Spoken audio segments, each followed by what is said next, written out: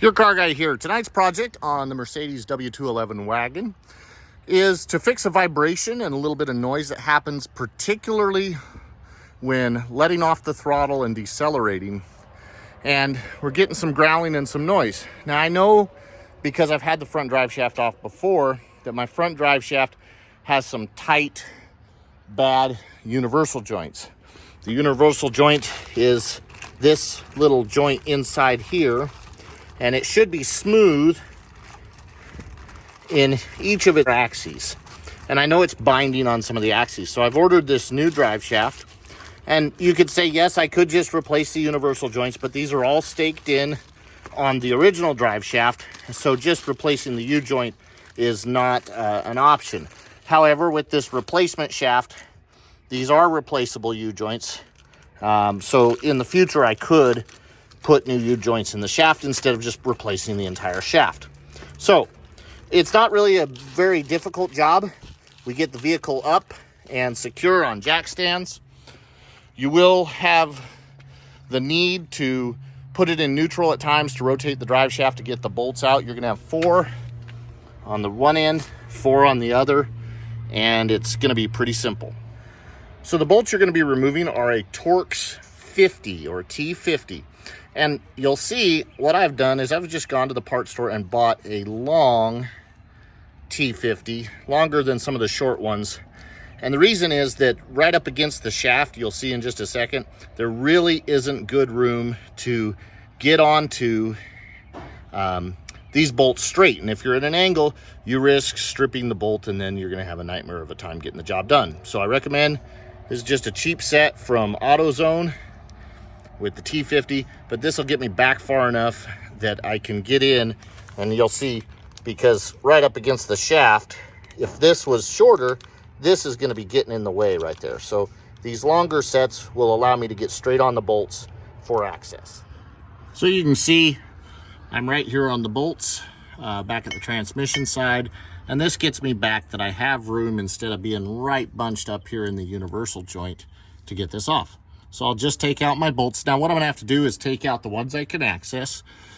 Then I'm gonna have to put it in neutral, rotate this shaft to get the other ones down to access, and then do it again. Put it back in park so it'll hold it locked.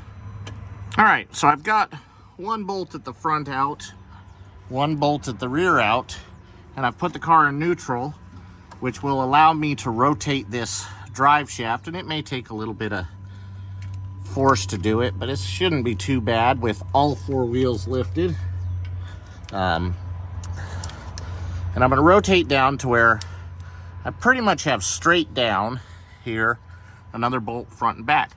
I'll put it back in park, which will lock this in place, and then I can take out those bolts. I'll do it again until I have all 8 bolts out. And with all 8 bolts removed, you can simply shove the shaft forward into the slip joint here to get some room, and we're going to lower the back end down, and then we'll pull this front end off and we'll work it right out past this exhaust bracket. See if I can play that for you.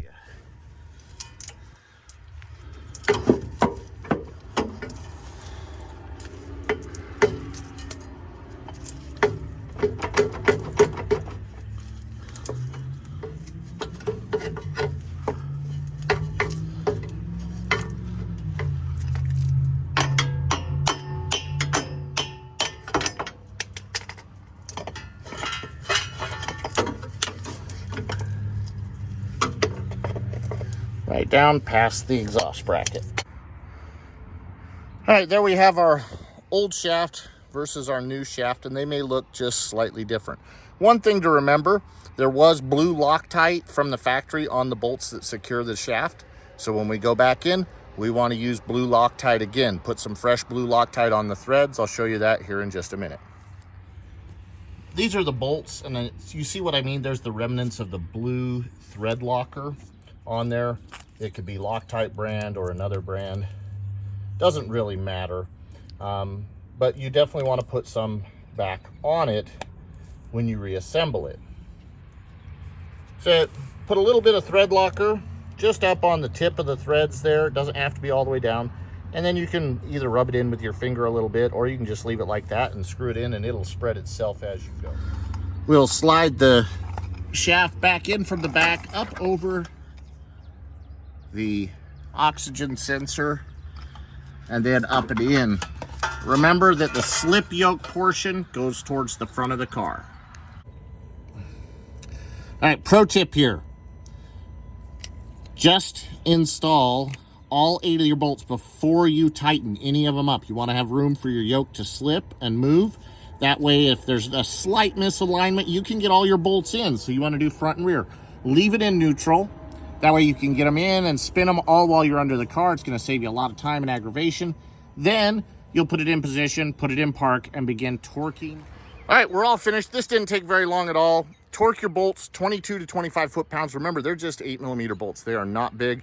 Too much torque, you're going to break them. The last thing to do is, of course, lower your car down, take it for a drive, see if it's improved the vibration. I haven't done that yet. I'm going to. Either way, I know I had slop in the old U-joints, and so it's a good upgrade no matter what. This is your car guy. Please like and share the videos and subscribe to the channel.